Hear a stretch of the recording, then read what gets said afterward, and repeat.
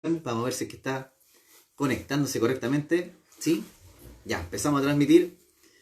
Bueno, le doy la más cordial bienvenida a todos quienes están sumando el día de hoy a esta nueva conversatoria que vamos a tener el día de hoy, bastante interesante, por cierto. Vamos a tener un invitado espectacular, como todos los días anteriores, por supuesto. Hoy día ando un poco más abrigado de lo normal, porque está haciendo bastante frío. Y bueno, se conectó puntual, por supuesto, nuestro gran invitado. Historias inolvidables con valor astral, maneras de intervenir conscientemente en nuestros entornos, datos, ¿cierto? Sustentables y recomendaciones de todo tipo. Aquí comienza entonces un nuevo capítulo de Conversación Austral y vamos a unirnos enseguida con el invitado, sin más dilación. ¿Ya? Y no, bueno, voy a presentarme para los que no me conocen y tal vez algunos nuevos integrantes que estén participando por primera vez en este ciclo de conversaciones. Soy Rafael Sotomayor, soy su fiel anfitrión durante este ciclo de charlas. Y bueno, el día de hoy vamos a tener el honor de presentar acá un gran amigo y educador ambiental. Así que esperemos a que se empiece a conectar este gran personaje que les comento. Ahí está conectado ya a la hora como un hombre, pero bastante puntual, como le caracteriza su vida. Así que bueno, presentarle a este gran especialista que tenemos el día de hoy, especialista en ecoturismo, la verdad que sabe muchísimo de flora, fauna, especialista en aves, en aviones, en cohetes nucleares, la verdad que es una En persona volar. que se maneja en todas las cosas en general.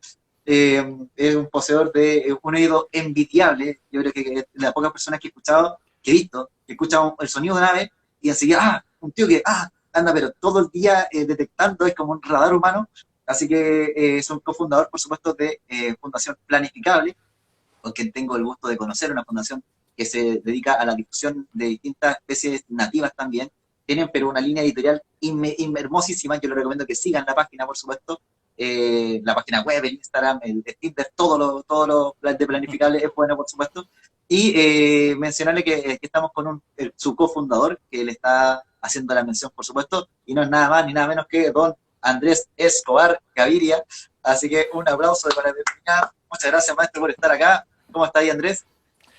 Bien, primero que todo, muchas gracias por la invitación. Siempre se agradece poder conversar ciertas temáticas que nos competen y también que nos apasionan. Por tanto, aunque estoy fuera de mi horario laboral, eh, agradezco mucho la Al tiro invitación. tirándola. Ya está llorando. Bueno, sí, nos toca de repente hacer cosas fuera de la hora laboral, pero es por pasiones, ¿no es 24/7, de cierto? estos 24/7. Medio ambiente, 24/7. 24/7, ¿cierto? Y realmente nos Exacto. acompaña todo el tiempo. Y hoy día vamos a hablar con nuestro gran invitado, con Andrés, sobre un gran tópico muy importante que a mí, yo, la verdad que insisto, yo envidio a las personas que tienen esta cualidad como Andrés, que es reconocimiento de aves. Yo creo que lo más importante, y de hecho una de las preguntas que hicieron cuando generamos como un pool de preguntas en la red social de Activo Austral, fue el por qué era tan importante el hablar de aves y cuál era el rol que tenían las aves en el ecosistema en general. De repente pasa que a veces somos muy antropocéntricos y decimos, oye, ¿por qué es tan importante esta especie o esta otra? Siendo que, evidentemente, tal vez deberían ellos cuestionarse cuál es nuestro rol acá.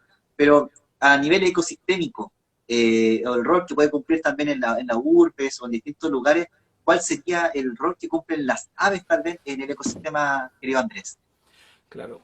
En realidad voy a hablar en general, más allá de las aves, porque es un rol o es una labor que cada una de las especies que habitan en un territorio desarrollan en el acto de desenvolverse día a día, por ejemplo.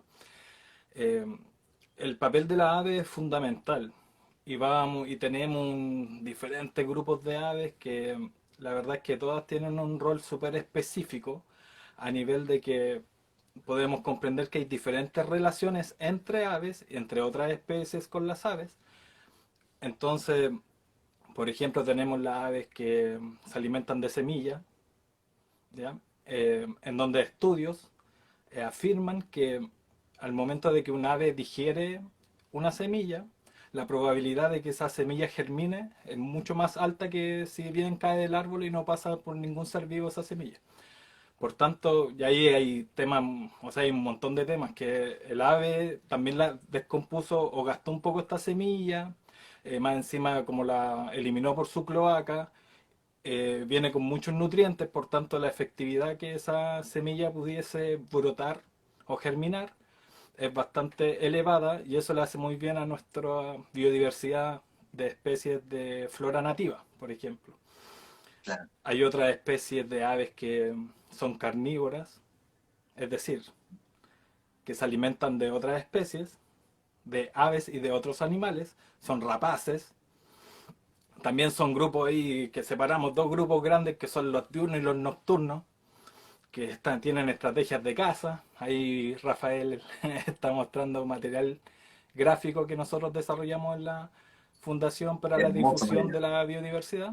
Ahí te falta el puro chuncho del norte. Oh, verdad. Me lo robó mi hija. No, no, lo más probable es que teníamos la versión anterior. Te conozco hace tanto tiempo que tienen los primeros. Ah, Y ya. no habíamos Pionero. integrado al chuncho del norte y después lo integramos. Sí, tienes razón. No está el chuncho, no. Bueno, Está bueno, voy a tenemos... tener que comprarme esto entonces. Sí, no, no te preocupes, ahí siempre está la colaboración. Eh, tenemos otros grupos de aves que son especialistas en alimentarse en flores, en plantas, en diferentes tipos de vegetación. Indirectamente también están polinizando. No es su rol principal, pero sí al alimento. Por ejemplo, en estas fechas podemos ver que las puyas, los chaguales, están bien florecidos. Por tanto, quienes quieren salir a la naturaleza y donde vean un chagual que está florecido, van a ver diferentes tipos de aves que van a estar ahí polinizando sin querer, pero están ahí. Y se están ahí alimentando del mismo néctar de las plantas o de algunos insectos que se posan ahí también para alimentarse del polen.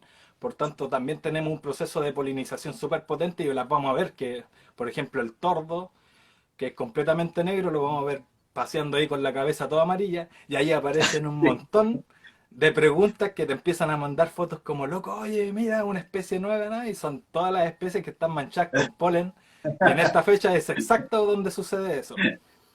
Así que, o un sea, tordo nuevo. los que no tienen cuarentena, las comunas que todavía están ahí en fase 2 pueden salir a recorrer lugares a ambientes naturales. Tengan precaución que Claro. igual están sacando hartas partes los que llegan en auto, así que lleguen a pie. Sí, mejor. Mucho He mejor. conocido casos.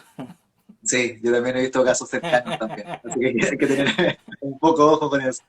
Sí, Claro. yo creo que esos dos roles que tú mencionas son súper importantes. Y de hecho, hoy día vi bueno, lo compartimos también acá en las historias de Activo Austral, de Taiwán y la agricultura. Mostraban, por ejemplo, el rol que tenían los patos en la agricultura en masa. Y son como tú bien decías, como están muy ligados generalmente a todo el ecosistema y funcionan como jardineros en algunos casos. Ellos mostraban de que para evitar usar pesticidas en los prados, ¿cierto? En los cultivos, soltaban a todos los patos y los patos iban y se comían a todos los bichos que pillan en una semana, hacían la pega que se demoraban como 3 meses tratando de fumigar, y por otra parte, como ya se alimentaban, estaban ahorrando las personas que lo cuidaban, estaban ahorrando en alimentos, y como despecaban, y esa peca venía con alto Fertiliza. contenido proteico, además se ahorraban en abono. Entonces era como el ciclo perfecto hecho por los patos. Y ahí tienes un ejemplo perfecto de sustentabilidad aplicado al conocimiento. Y la Claro. verdad es que no es tan complejo encontrar ese tipo de soluciones. Muchas veces, o sea, ya llega, perdón la palabra, pero llega a ser ordinario ver cerca de los metros estas púas que les ponen a las Pues, palomas y que en el fondo más que ahuyentarlas, encuentran un lugar para posicionarse ahí. sí, Y de repente uno ve un tiuque volando y te das cuenta que todas las palomas se fueron por un buen rato. Y ahí también está de alguna forma en otros países están colocando maquetas de aves rapaces en ciertos lugares y emiten la vocalización o el grito del ave rapaz. Y simple, las especies de aves, de paloma o cualquier tipo de esas especies grandes de aves se van del lugar. No está- Entonces hay podría ser una diferentes, solución menos agresiva para hacer súper como el... menos agresiva, mucho más inteligente, mucho más económica. Ahora, igual hay lugares donde ya comprendieron eso, por ejemplo en los aeropuertos, en los viñedos, donde contratan gente que tiene aves rapaces, que practican la cetrería y hacen un buen manejo ecológico del ave, la hacen sobrevolar un rato periódicamente y ya se eliminaron o se fueron las aves sin generar, sin hacer ningún disturbio en el ecosistema. Claro, sí, sin dañarla. Pues qué bueno eso de efectivamente realizar ese tipo de manejo, yo creo que es súper inteligente y económico. Acá una persona nos escribe, Bartok, dice que, bueno, que primero el pack de aves es genial de planificable, y también dice, coincide que ya ha visto tordos manchados con polen en San Miguel. Así que como tú decís, parece que está ya en época Sí, sí, sí. de los tordos manchaditos. No, o sea, ahora van a aparecer las tencas, los tordos, los yales. Son los Claro, clásicos que aparecen ahí manchados. Algunos son geniales. chincoles. Oh, los chincoles me encantan, son muy bonitos. Oye, Andrés, una de las cosas que tenían bastante duda las personas que nos escribían era el tema de relacionar dónde viven las aves en general. Y yo creo que de alguna manera se relacionan mucho cuando uno habla de aves a los bosques. Como que uno piensa al tiro como que aves, bosques, como que se hace una conexión muy, muy rápida tal vez, medio instintiva, y se piensa que también en la urbe no existe como gran variedad. Y la pregunta es, ¿dónde, aparte de los bosques, podemos encontrar las aves? Mira, como bien lo dijiste o lo mencionaste en un principio, tenemos la virtud de que las aves dominan todos los ecosistemas, terrestres y acuáticos. Por tanto, eh, bueno, hay ciertas aves que, por ejemplo, van a generar sus nidos en acantilados. Otras aves les gustan los pastizales, otras los árboles, otras les gustan los árboles o la vegetación mediana o baja. Por tanto, otros ni siquiera construyen sus nidos, ocupan otros nidos más grandes. Es una diversidad tan completa que si nos ponemos a hablar en específico, vamos a terminar viendo o hablando de aves que generan, no sé, que tejen sus nidos o que le colocan enrejados sus nidos o sencillamente que generan una especie de adobe para confeccionar sus nidos. Entonces es tanta la variedad y son tantas las posibilidades que... Y de hecho hay algunas que ni siquiera se han investigado la manera en la cual o dónde se van a anidar. Algunas como Claro. son migratorias también viajan grandes distancias. Hay otras que mientras viajan duermen, por tanto nunca tocan el suelo en meses. Entonces ocurre que la diversidad de posibilidades da para todo tipo de pensamiento. Lo que sí, para, si nosotros nos colocamos en el contexto de la ciudad, tenemos ahí grandes problemáticas porque cada vez fraccionamos más la ciudad con diferentes decisiones. Entonces Claro. sucede que El cada vez avance, le el avance quitamos, humano de repente está cada vez perdiendo más espacio natural. claro, entonces cada vez les vamos restando espacio y existe el tema de la adaptabilidad que puede tener una especie. Sin embargo, son tan rápidos y bruscos estos cambios que no se alcanzan a adaptar. ¿Ya? Lo que sí podemos hacer, por ejemplo, mientras más arbolado nativo tengamos, igual más crecido, sí van a llegar muchas más aves nativas. Ahora, nosotros cuando trabajamos en Fundación Planificable, trabajamos mucho el tema de la participación ciudadana, desarrollando intervenciones en el espacio público.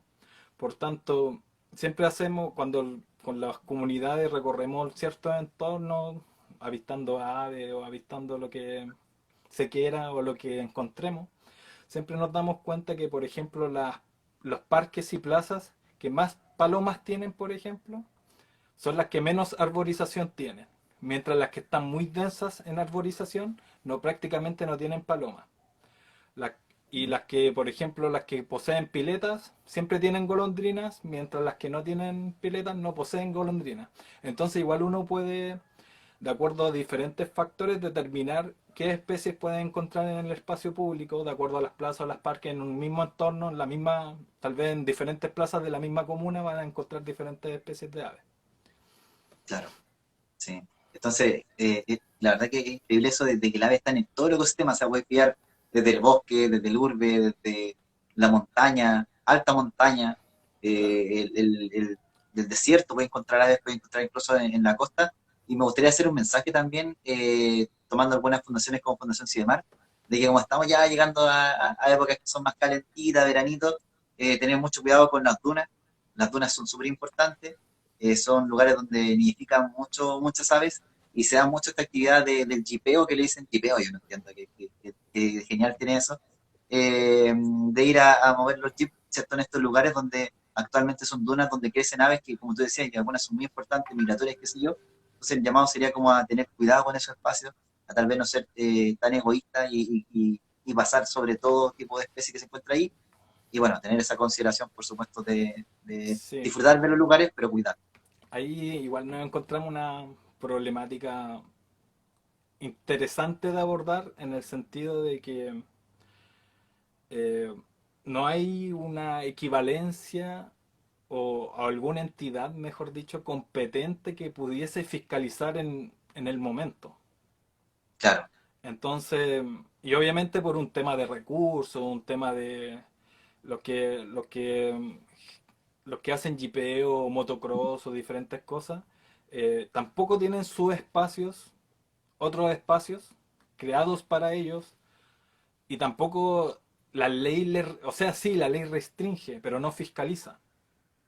Entonces igual hay un tema ahí de educación súper importante. A mí, o sea, nos ha pasado que en estos 5 años más, años que tenemos en esto, hemos conversado con gente que sí tiene Jeep o alguna moto y todo eso. Y, y la verdad es que es un tema de desconocimiento. Es un tema de no poner sobre la agenda estas temáticas y no, porque al final igual aquí en Chile priva más la propiedad privada que la decisión comunitaria respecto a ciertas decisiones. Entonces sucede mucho que a la persona común que está haciendo una actividad al aire libre, la ley es más pesada con esa persona que con quien la está destruyendo. Entonces nosotros que de repente queremos ir a lugares para poder ver cómo son o conocer, nos encontramos que no encontramos, no sé, los caminos para llegar, nos encontramos portones, nos encontramos con amenazas de escopetazo, personas que no quieren, que obviamente no quieren porque han tenido malas experiencias también con otras gentes que se meten, tal vez, no sé, a hacer cualquier tipo de otras actividades.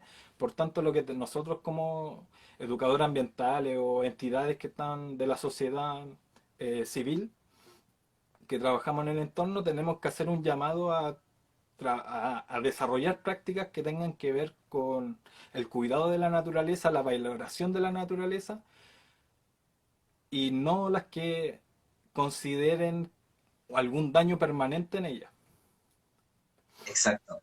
Sí, yo coincido en el tema de que lo humano, yo creo que lo que falta mucho es educación ambiental.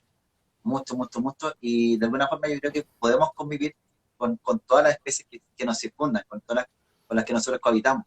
Pero para eso precisamente se necesita tener educación ambiental y también cambiar desde las políticas públicas, por supuesto, hasta cómo nosotros nos articulamos con el medio. Es súper importante.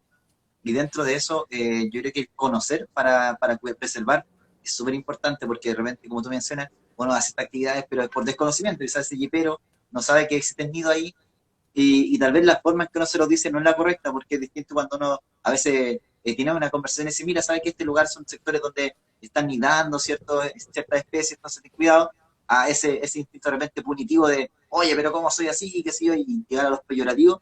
Entonces es importante saber cómo decirlo cuando se hace la transformación de una persona que es vegetariana, ¿cierto? Y uno está feliz, soy vegetariano, ya no soy carnívoro, llega el vegano y te dice, oye, pero acá, y te empieza a criticar fuertemente.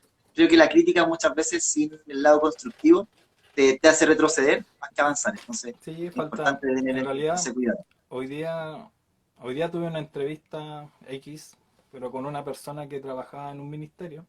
Entonces al final de esta entrevista, donde estaba muy agotado yo, porque llegó a ser estresante un poco, eh, me preguntó desde la entidad gubernamental, ¿qué crees que nos faltaría, por ejemplo, para mejorar, no sé, el impacto en determinados aspectos? Y al final fue una pregunta que respondí, pero después pensé que era súper aplicable en diferentes situaciones y contextos, porque al final las organizaciones no gubernamentales como nosotros, como la que tienes tú, Rafael, estamos de alguna forma bastante articulada con lo que pasa en el territorio y entre nosotros mismos. Entonces sucede que donde no está la articulación es lo que obviamente que el gobierno se está preocupando o las políticas en políticas públicas, en el mejoramiento, en otras cosas. Entonces cuando nosotros o las organizaciones de la sociedad civil tienen una visión sobre algo y quieren trabajar sobre ello, no es del interés de, de la contraparte, y cuando es el interés de la contraparte, nosotros ya estamos en otra cosa. Más allá de los financiamientos y todo eso, al final nunca hay una articulación. Entonces se Claro, vuelve algo que uno trabaja en una propuesta, la toman de ayer, después ya filo. Te la responden quizá en 4 meses, no hay una comunicación directa. un año, Y este tipo de situaciones necesitan intervenciones directas donde la sociedad completa esté articulada. Las comunidades, la gente que está ahí tiene propiedad en el territorio, las organizaciones sector sociales, público, sector sector privado, público, privado, todos. Es la única manera de llegar a un consenso, porque estas cuestiones tienen que ver con relacionarse, comunicarse y entender la problemática y entre todos encontrar la solución. Y ese es el problema en general para volver al tema de las aves, porque de repente nos vamos. El problema que está ocurriendo con las especies de aves que son playeras, que anidan en la arena o en las dunas, y tenemos problemas que tienen que ver con la abundancia que puede tener esta especie en el territorio. claro, eso es cierto. Acá dejaron una pregunta, Andresito, que dice, ¿qué actividades o acciones son más nocivas o perjudiciales para las aves nativas? ¿Y cómo podemos nosotros contribuir para cuidarlas o protegerlas? Pregunta Jesús Jesús, la respuesta, la verdad es que Nazareno. es súper... No me hagas reír que me distraes. La respuesta es, en realidad, cuando hablamos que hay una problemática socioambiental respecto a un ave, en realidad si uno lo ve como desde lejos, te das cuenta que no solamente afecta a las aves, afecta a los insectos, las plantas, a los... De hecho, al territorio, porque hay una transformación del territorio, o sea, todo nuestro patrimonio cultural natural que tiene que ver con las formaciones geológicas, con las formaciones biológicas, los hábitats de las especies que habitan en ellas. Y estas son así súper simples, como la fragmentación de los hábitats, las expansiones agrícolas, forestales, ganaderas, incendios forestales. Entonces esas son las que transforman el hábitat. ¿Para qué vamos a hablar de de la megaminería? Que ahí tenemos ya Mucho para que puedo contar. donde hay una transformación del entorno, de un territorio, genera todas estas problematizaciones y sobre todo directamente hacia nosotros. O sea, hay que ver los casos de Quintero y de Quintero, y nos Y damos Puchuncaví, cuenta, claro. exacto, se me había ido la palabra y después dije la corté, gracias por completarla. Y sucede que al final la propiedad privada vale más que la naturaleza, en el sentido de que es preferible cerrar un colegio y no la industria que está contaminando a los estudiantes de ese establecimiento. Entonces desde ahí, de hecho desde ahí decimos apruebo. Claro. Y de hecho, hay un tema de la sustentabilidad que es súper importante tener en consideración, que tiene que existir un equilibrio. De hecho, lo hablamos también con el invitado anterior en la conversación sobre la pesca sustentable. Y él hablaba de la sustentabilidad, valga la redundancia, se sujeta en tres pilares. Uno es la sustentabilidad económica, ¿cierto? La sustentabilidad social y la ecosistémica. Entonces, cuando alguno de esos tres pilares tenía más relevancia que la otra, se rompía la sustentabilidad y ya no era algo sustentable. Entonces, ocurre mucho que a veces se le da, se empodera muchísimo al factor económico y no tal vez, por ejemplo, y se ve reflejado, por ejemplo, las cifras de crecimiento de un país se ve más, se revela en virtud del Producto Interno Bruto, más que tal vez los índices de conservación o los índices de áreas verdes. O No los se ven índices otros de indicadores felicidad. más que eso. Claro, no se ven otros indicadores que no sean algo más económico. Entonces, yo creo que es súper importante el poner en el centro, por supuesto, la naturaleza, porque finalmente sin naturaleza no se va a generar un rédito económico y sin eso tampoco se va a generar el bienestar social. Claro. Entonces, yo creo que es como el huevo de la gallina, de alguna manera, pero sabemos que la génesis sigue siendo la naturaleza. Y Que, no sé si que para el completar la modelo, pregunta de Jesús, Andresito, podría decirle cómo pueden contribuir para cuidar o proteger a la especie nativa. No sé si va por el lado de educación es que ambiental también que mencionaste, la verdad Sonadora. es que la respuesta de repente va a sonar como simple, pero la verdad es como la respuesta cómo construir es simplemente participar. En la medida que él que desee, en donde desee. Pero si no se hace parte, al final terminamos siendo indiferentes. De hecho, y estoy hablando de participar en una comunidad, entender el territorio, eh, promover acciones que tengan que ver con líneas sustentables, participar de alguna organización, trabajar en políticas públicas. O sea, acá nosotros siempre hacemos el llamado a que da igual la profesión, da igual la labor que uno desarrolle o el oficio que tenga, todas son, o todas se pueden aplicar para trabajar, por ejemplo, la sustentabilidad, para Claro, hacerle un bien al ecosistema. O sea, como de repente, como que estaba en el lenguaje o en el inconsciente colectivo, era como, no, que yo trabajo con puros números y no tengo idea de nada y no salgo, si total trabajo bajo el suelo, no sé, en un computador y no veo ni el día ni la... Todo el día es de noche para mí. Y esas personas ahora igual se están dando cuenta que pueden ser un aporte súper interesante a temas de biodiversidad, o sea, o al claro. tema del medio ambiente en general y construir con soluciones. Entonces, eh, es hacerse parte, es construir ciudadanía, es saludar al vecino, generar redes. O sea, mientras estemos, si estamos separados, ahí está el problema. Yo coincido con eso. Y creo que predomina mucho la sensación de separación, y por otra parte también de repente existe un cierto celo en organizaciones tal vez territoriales que no tratan de incluir al sector privado, y se hermetizan muchos entendiéndose que el sector privado también es muy importante de incluir, porque finalmente si nosotros podemos, como, no sé, de alguna manera, lo decía un amigo, convertir, ¿cierto?, a esa organización que tal vez no tiene buenas prácticas, el mejoramiento, el impacto que puede ser socioambiental va a ser tremendo. Entonces, yo creo que de alguna manera tenemos que unirnos para generar como un bienestar en general. Y como tú bien decías, me gusta mucho, me quedo con eso bueno, y también lo decía un amigo, otro amiguito, que hablaba de que todos podemos luchar con esto, pero en distintas trincheras, ¿cierto? En distintas trincheras. Puede ser alguien que tal vez desde un aspecto económico, tal vez alguien desde la difusión. La gente piensa que haciendo difusión no es nada, pero la verdad que es muy importante difundir las prácticas, apoyar las organizaciones territoriales, apoyar también las fundaciones o ONGs que estén trabajando tal vez dentro de su territorio, porque hay mucha gente que de repente, no sé, ve organizaciones como, oh, chuta, el tigre de Malasia se está extinguiendo. Bueno, voy a donar a esa fundación para que ese tigre no se extinga. Cuando acá en Chile está el gato Huiña, el Colo Colo y estas especies que también están en peligro, y yo creo que en general, para cambiar un poquito el sistema, hay que partir desde lo local, desde nuestra casa, ¿cierto? Desde nuestras especies que están vulnerables, y de ahí en adelante. Yo pienso, tal vez de Sí, esa manera se construye un cambio más tangible. lo que sucede ahí, nosotros igual lo hemos experimentado harto, en el sentido de que es como es un poco como si nosotros lo traducimos eso en un barrio, siempre la plaza del vecino es más bonita que la mía. Claro, Entonces cuando se habla de Chile es como, oh, Torres del Paine, y no existe más Chile.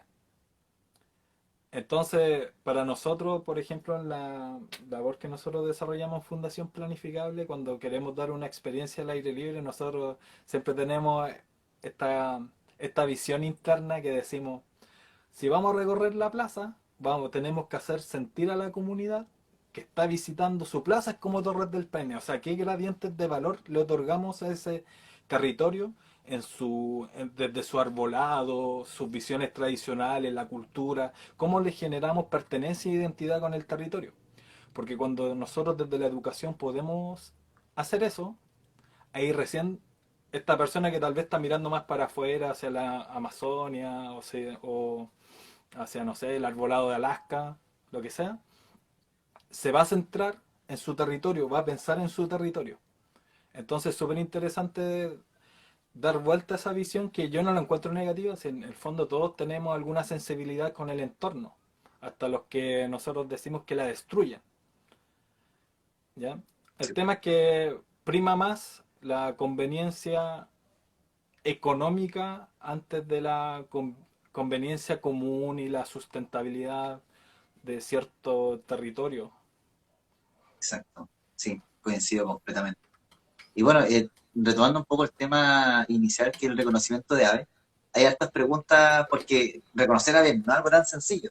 Yo creo que como tú bien dices, uno puede partir, y tomando un poquito lo que acabas de mencionar, desde el barrio, ¿cierto? Porque uno en el barrio puede encontrar distintos tipos de aves, desde un gorrión común que ande volando, una golondrina, acá hay varias golondrinas cerquita. Entonces uno puede ir acercándose un poquito a la ave en general desde el mismo sector donde uno viva. Y una de las cosas que nos comentaron y nos preguntaron es, ¿cómo podríamos nosotros comenzar esta senda de ir reconociendo aves? Tal vez, ¿cuáles serían los consejos básicos para alguien muy new y muy novato? Así que tal vez lo único que ha dibujado son pollitos, de cómo podría de a poquito ir interiorizándose en este mundo del reconocimiento de aves. De hecho, yo recuerdo cuando me interesó el tema de aves. Y me interesó cuando me lo empezaron a pasar como materia.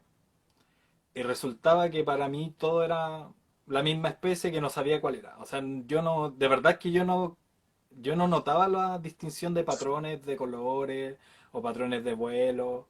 Y hasta las vocalizaciones, aunque suene burdo, las encontraba todas similares o parecidas. Entonces, como me apasionaba, era como quiero aprender, pero no sé, mientras todos avanzaban, yo era el que más se estancaba. Y pasó que, no sé, pasaron meses en No me lo donde a mí esperaba. me costaba un montón, pero era terrible.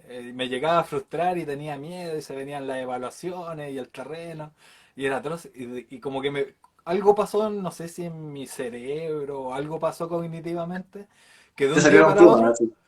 de un día para otro empecé a notar los patrones de colores y de a poquito empecé a aprender. Después me fui interiorizando mucho más, me fui acercando a personas que sabían más que yo y los escuchaba todo el día y sacaba fotos con un celular horrible que tenía, les mandaba la foto, que este pajarito, y eran todos gorriones, pero yo los veía todos diferentes o iguales, no sé, y, y me costó harto. Y luego, es como el primer consejo que hay que tener, nunca frustrarse, nunca rendirse. Empezar a conocer de a poco lo que hay en la ciudad, no emitir juicios valóricos sobre si me gusta más un ave o la otra, no. Sabemos que hay algunas que impactan más en el territorio negativamente que otras, pero cuando estamos en educación, en el fondo hay que enseñar el valor que tienen las aves. Después, cuando uno ya tiene una opinión formada o mejor dicho, un conocimiento ya formado, puede ni siquiera tomar decisiones del entorno, o sea, como ya sino como decisiones personales de decir como esto me gusta o esto no me gusta, pero más allá no. O sea, cada vez que intervenimos en el entorno, en realidad pasan tres problemas más del que había. O sea, jamás ha sido una situación que va a mejorar una problemática. Es Entonces, cierto. y tampoco se sugestionan porque yo he conocido gente que le encanta, no sé, conocieron que habían diferentes tipos de aves que están en diferentes territorios, van y se compran un binocular, la guía de campo y se visten de guías casi y van y en el fondo se frustran porque no logran reconocer y en el fondo hay que ir con poquito, o sea, si vamos a estar en la ciudad, podemos ir con nuestros binoculares que son nuestros ojos, con nuestro oído. Y va a ser súper simple y vamos notando ahí, o dibujando, viendo como, este tenía la cabecita de tal color, este tenía un copetito de tal color, las patitas eran tal, esta era más grande, se diferencia con esta. Y a través de la observación y el oído podemos lograr todo. Ahora, cuando ya uno tiene certezas de lo que puede encontrar, eh, puede tomar registros fotográficos con el celular y hay un montón de plataformas web, aplicaciones, guías de campo, libros y todo gratuito a través de internet. De hecho, si uno ya aprende un poquito más y ya se atreve, puede generarse un perfil en cierta página donde puede ingresar los datos que sirven para hacer estudios científicos desde las ciencias participativas o ciencias ciudadanas. Por tanto, observar aves en cualquier ecosistema, hasta en la ciudad, sí puede ayudar a la conservación de estas mismas. Genial. Una pregunta que nos hace llegar acá, Lauracia. es sí, ¿cuál es el mejor momento del día para salir a observar aves? A tu juicio, por supuesto, que creo que en todo el día se Claro. puede ver. La noche quizás no tanto en la ciudad, no hay muchas rapaces como ver, pero ¿cuál es el La mejor verdad, momento? la verdad es que sí, para, voy a dar dos respuestas. Las dos respuestas un poco argumentadas, no sé si tan bien. Cualquier momento es bueno para salir a observar aves. Por supuesto que si vamos a esta hora no vamos a encontrar mucho, a no ser que estemos en otros territorios. Por tanto, el factor de esa pregunta depende de dónde estemos. Porque si yo estoy entre medio del Exacto. bosque, en, no sé, en la campana, sí, de noche puede ser muy atractivo porque voy a estar toda la noche escuchando los concones, muchas y otras aves rapaces nocturnas. Sin embargo, si estamos en la ciudad igual es interesante porque hay algunas aves que ya se han adaptado y a las 5:15 de la mañana ya empiezan las primeras vocalizaciones de algunas aves. Luego, cuando amanece, si uno va a un lugar que tiene harta explanada de pasto, vamos a empezar a encontrar loicas, que el tehue, eh, otro tipo de aves, hasta que empieza las personas a transitar por el entorno y ahí se van a desaparecer las loicas, van a empezar a aparecer los zorzales fuertemente, algunas tencas, raras, y otro tipo de aves paseriformes que son las que tienen forma de gorrión. Por tanto, en la mañana es donde se alimentan y cuando la humedad empieza a subir por el suelo, entonces los que se alimentan de bichitos están ahí en su salsa. Pero durante la tarde igual depende si estamos en una plaza que tiene buena vegetación y que esa vegetación igual tiene tiempo, muchos años, también vamos a encontrar durante el día. Ahora, en los días que hace mucho calor o mucho frío, ahí ya la intensidad de la ave baja harto. Por tanto, cualquier horario es bueno, pero en la mañana y a veces en ciertos lugares en el atardecer es excelente. Qué buena respuesta, qué buena respuesta. Y una de las preguntas que, bueno, nos llega, pero por interna parte del chat, es si es que acá existen aves nativas en la ciudad. Muchas, demasiadas. ¿No? Sí, la verdad es que en la ciudad encontramos en su gran mayoría aves nativas. Si hablamos de diversificación, por ejemplo, o de riqueza, porque si hablamos de abundancia, vamos a encontrar la misma especie repetida muchas veces. Claro, Pero es cierto. sí, pero sí, Pura paloma. aparte de la paloma, el gorrión, el mirlo que son exóticos, está el zorzal que es nativo, lo podemos encontrar en el sur de Chile, en los bosques también, en la ciudad se adapta muy bien. Es interesante observarlo, de hecho, la estrategia que tiene para alimentarse. eh, Emite vocalizaciones muy bonitas y variadas, depende de la hora del día o de la madrugada. Eh, los Keltehue, o sea, el que no ha tenido una experiencia con un Keltehue es porque nunca ha estado en una plaza. Sí, es verdad. Y lo territoriales que pueden ser, que a nivel de que de repente da más miedo encontrarse un Keltehue que encontrarse un perro que salga de un portón. Y eso es Sí, bueno eso es también verdad. para el ave, porque nos permite acercarnos hasta ciertas dimensiones nomás de distancia, 15 metros, 20 metros como máximo.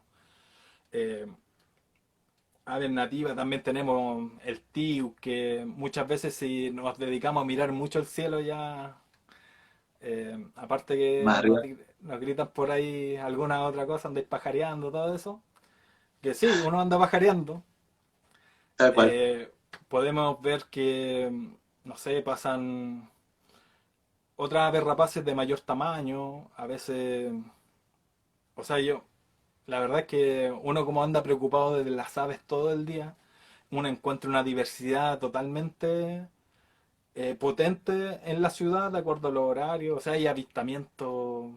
Una vez estábamos haciendo así un recorrido de hecho con niños no sé, no tenían más de 4 o 5 años esos niños, y, y miramos al cielo en Parque Quinta Normal y vimos pasar un cóndor y quedamos así, oh, un cóndor genial, y pasó el cóndor, lo vimos, y después el que estaba le trató de sacar fotos, se dio cuenta que también había una águila chilena, que estaba más lejos pero no se veía como a simple vista.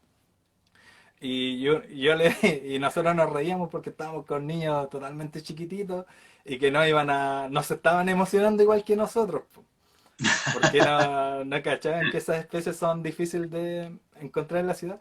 Y de repente, volando bajo, mientras todos mirábamos hacia el otro lado, todos los niñitos mirando para otro lado, ya había pasado un halcón peregrino con un ratón.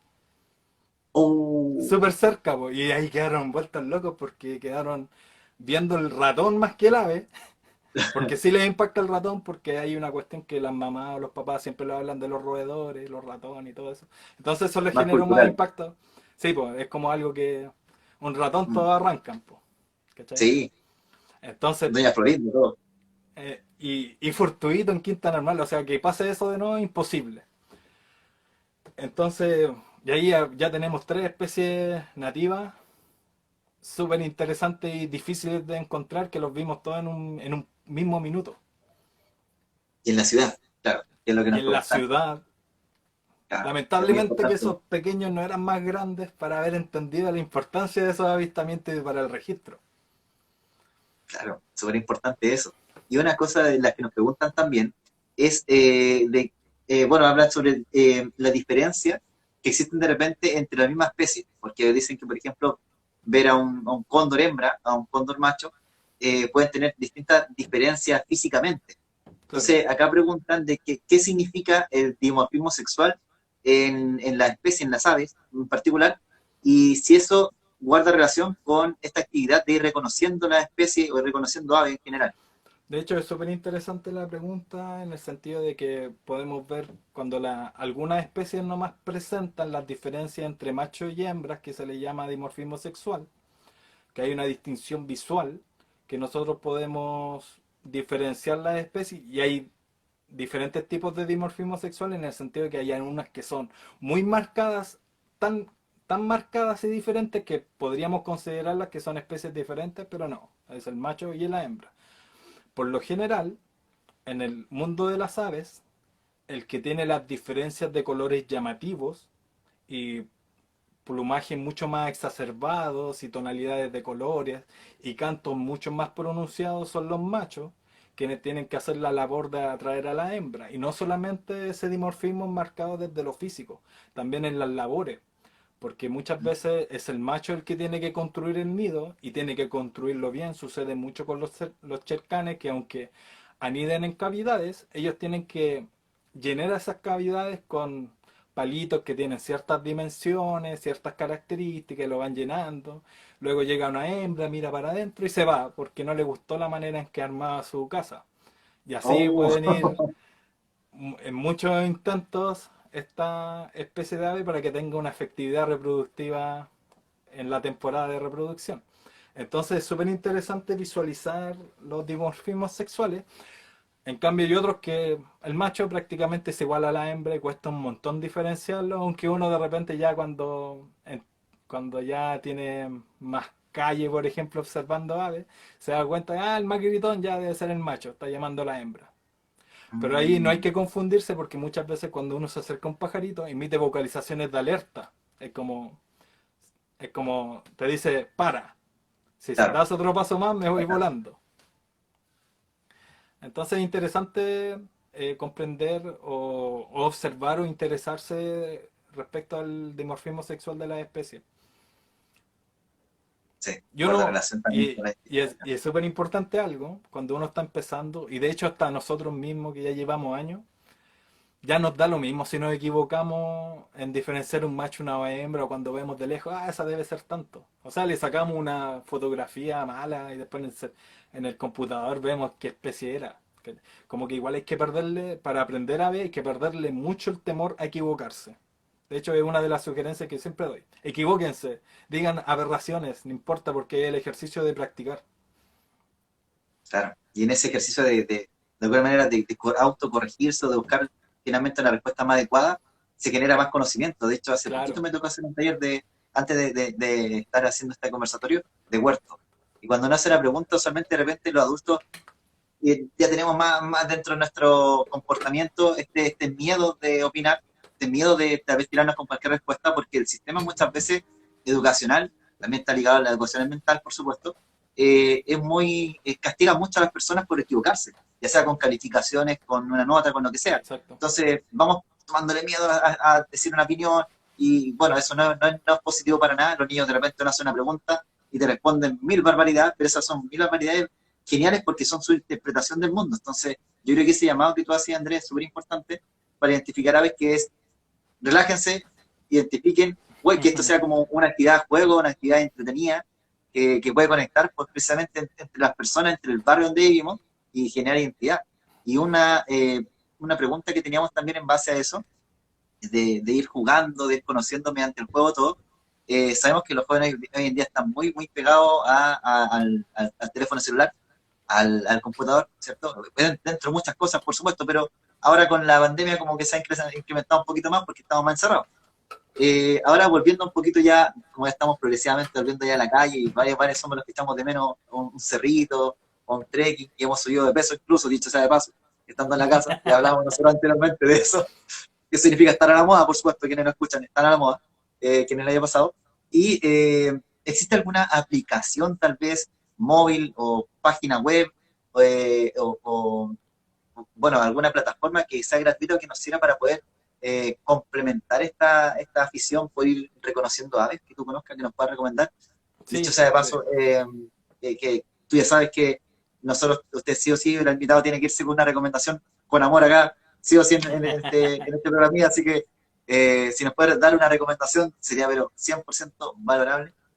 Bueno, la que más se está utilizando, pero es para subir registros, pero de igual forma, si no quieres subir registros, están los registros de ciertos lugares frecuentes, por ejemplo, si la plaza de acá afuera se llamara Gabriela Mistral, no tengo idea cómo se llaman las plazas de por acá, que son tan chicas que son plazoletas y no tienen ni nombre. Entonces, uno podría buscar el nombre en la aplicación y podrías encontrar, y si alguien subió el registro, te tira el registro de aves, no hay necesidad de subir los datos, simplemente uno puede encontrar las listas y observarlas y aprender porque igual te muestra la fotografía, el nombre vernacular, aunque de repente el nombre ahí como que vale un poco más saberse los nombres científicos porque muchas veces te coloca nombres vernaculares de otras regiones por defecto, Mm, ni siquiera chilenas, sino como le dicen en Centroamérica, como le dicen en Norteamérica. Por tanto, o en Europa, por la aplicación de Cornell Lab Ornithology que se llama eBird. Es súper interesante para descargarla en el celular. Hay otras listas que, no, si no mal recuerdo, también ahora están funcionando súper bien para el tema de divulgación y de subida de datos también, pero uno igual puede informarse a través de estas aplicaciones que se llama Naturalist. Ahora ya se sale de aves solamente, sino que el tema de como biodiversidad todo, completa y compleja. O sea, desde reino fungi hasta algas plantar, y... de todo. Exacto. O sea, todo lo que a uno se le ocurra.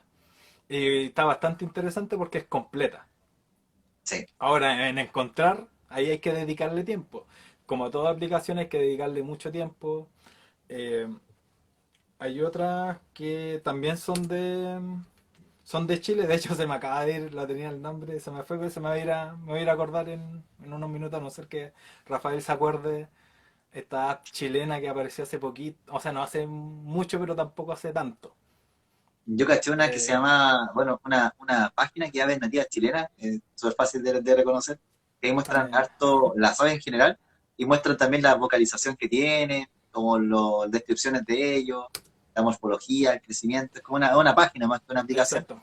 pero es re buena, es muy buena. Y también me gustaría recomendar las guías de campo que tiene Fundación Planificable, de hecho Andrés también, Andrés cofundador de Fundación Planificable, y ellos guardan, cuando se ven la página o visitan su Instagram, tienen distintas guías de campo para ir reconociendo aves urbanas, aves de bosque, tienen guías de insectos, de todo, pero bueno, específicamente hablando de aves, también tienen stickers como los maravillosos que yo estaba ostentando recién, ¿cierto? De aves rapaces, ¿cierto? Está acá en estos Las hermosos nocturnas. concón, búho, que todo. No sé si. Ah, bueno, está la lechuza, el tucúquere es grande el tucúquere. Y Y bueno, también pueden ir reconociendo finalmente la divulgación es súper importante y apoyar a organizaciones sociales también es importante por la labor que hacen. Entonces yo les recomiendo en lo particular, mi recomendación es cuando sean planificables, para que puedan ver, buscar material de buena calidad, con ilustraciones que finalmente condicionan completamente con la realidad, porque de repente me ha pasado, no voy a decir ninguna marca, pero de repente veo alguna ilustración y digo, uy, este animal, ¿cuál es? Entonces ahí están, pero precisa, le va a servir Eh, muchísimo y de, se lo recomiendo total. de hecho, lo interesante, la aplicación que se me había olvidado se llama Busca Aves. Y también si uno googlea en el buscador y pone aves de Chile, tienen unas guías completísimas, súper bien elaboradas, donde, y hay que reconocerlo, todos los que, sí, todos los que observamos aves, llegamos ahí de repente a encontrar información de un ave y muchas veces los trabajos que desarrollamos vienen inspirados en esa guía que podemos encontrar virtuales en libros. El problema aquí en Chile es que el libro es demasiado caro. Eh, Al menos yo he tenido la experiencia con la fundación de poder viajar a otras localidades, a otros países donde aprender de biodiversidad es mucho más simple porque los libros son de acceso muy simple, rápido, económico. Por tanto, uno se puede ir siempre ir letrando con libros mucho más interesantes. Eh, Exacto. el tema de las guías de campo también es...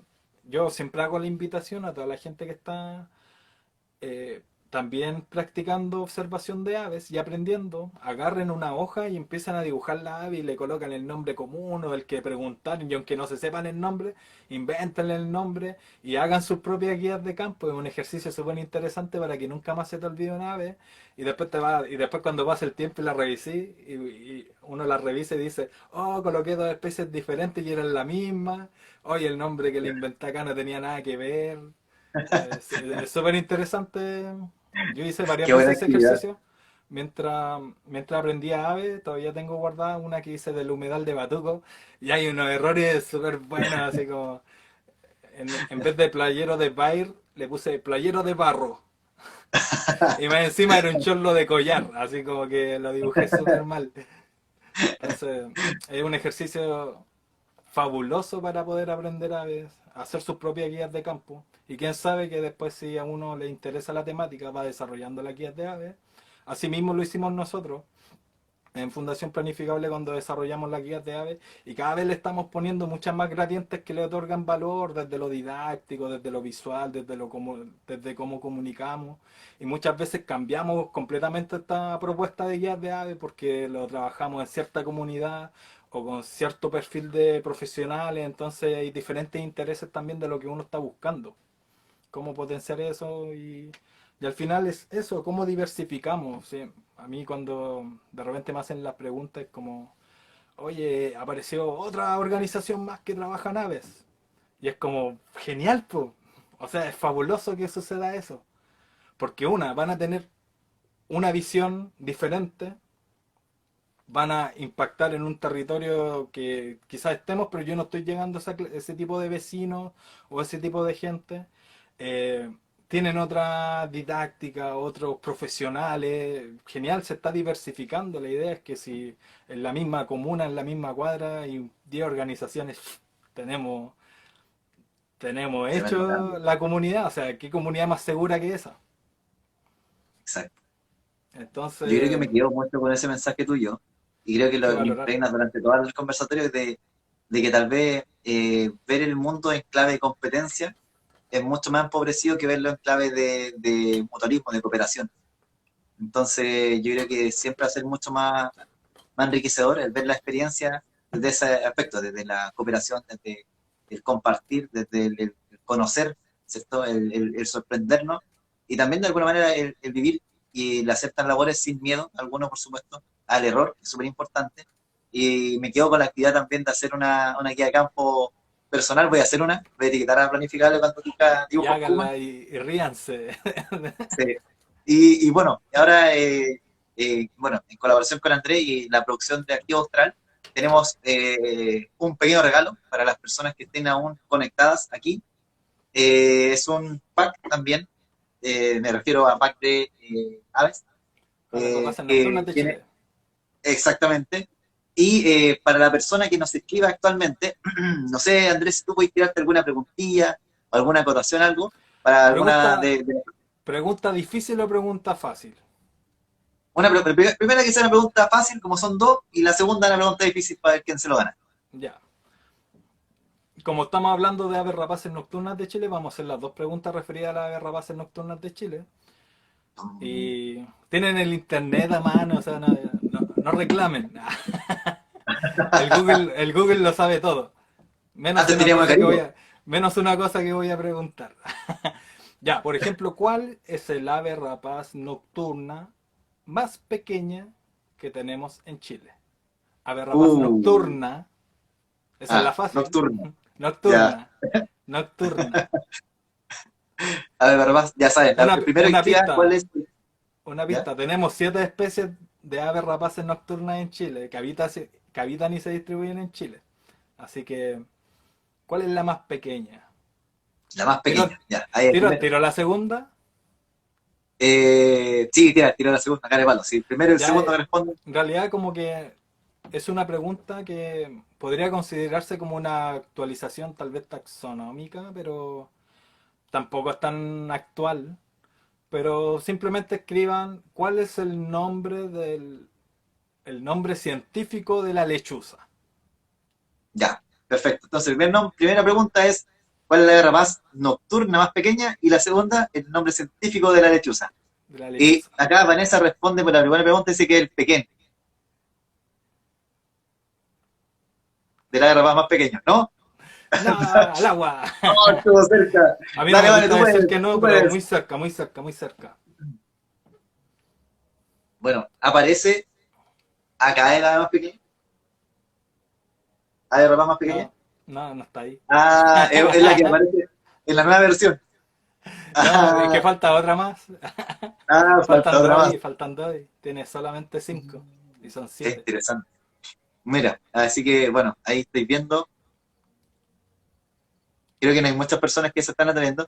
Dice Tito Alba, dice Ya, Vanessa. ese es el nombre anterior. Ahora, lo que pasa es que por eso es complicada. Porque es una ¿Ya? actualización, pero toda la información que se encuentra en internet está como Tito Alba, pero cambió el nombre científico de la especie y tiene otro nombre. Pero yo creo que esa ya es correcta. Ya se tiró, podríamos darle el De punto. hecho, tiene la especie correcta, el género está errado. Igual sería la respuesta para que la veamos a la Vane, que la Vane está No, sí, tirando no. ahí, De hecho, por la se la participación, jugó. eh, es. De hecho, es. Ah, no, de hecho, tiene la especie equivocada con el. Está súper. De hecho, si uno. A ver, déjame hacer la prueba. ¿Qué sale? Yo creo que Tito Alba, dice la Vane. Me Dice que sale lo como. encontró, Que lo chito, que encontró en la chito. página de Fundación Planificable.cl. Tito Artículo escrito Furcata. por De hecho, Andrés Escobar. la actualización es Furcata, es como Tito Furcata. Se Furcada, cambia. la Furcada Sí, entonces. Bueno, sí, Vanessa, tú eres pero la también ganadora ganó.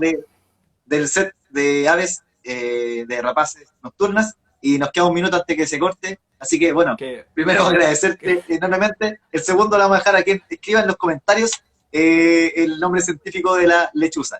Así que, Andrés, agradecerte del. por estar acá. Muchas gracias, maestro. Te Muchas quiero gracias por la mucho, amigo. invitación. Lo pasé muy bien, bastante agradable todo. Éxito, que sigan las charlas, que sigan este tipo de iniciativas. Entre Así todos es. podemos construir un país mejor. Así Así esperamos. Y bueno, la que, próxima semana, el jueves, vamos a hablar sobre hongos comestibles con la excelente. Vane de Fundación Micófilos. Así que no No se me lo lo van a pierdo, perder. no me lo pierdo. Va a estar bastante hongos de todo tipo. Así que ahí va a estar bien entretenido para los que disfrutan, por supuesto, de los hongos comestibles. Éxito en todo, Rafael. Muchas gracias por la Igualmente, en invitación. nombre Sigan del equipo pajareando astral, y hagan sus guías de exacto. campo que me voy a reír mucho. Hacen la guía de campo y etiquetan a planificables, ya saben. Y bueno, un abrazo enorme a todos, que estén muy bien. Y en nombre de todo el equipo de Activo Astral, que tengan una muy buena noche. Hasta luego, que estés Gracias, muy Andrés, bien. cuídate. Igual Chao. para ti, chao.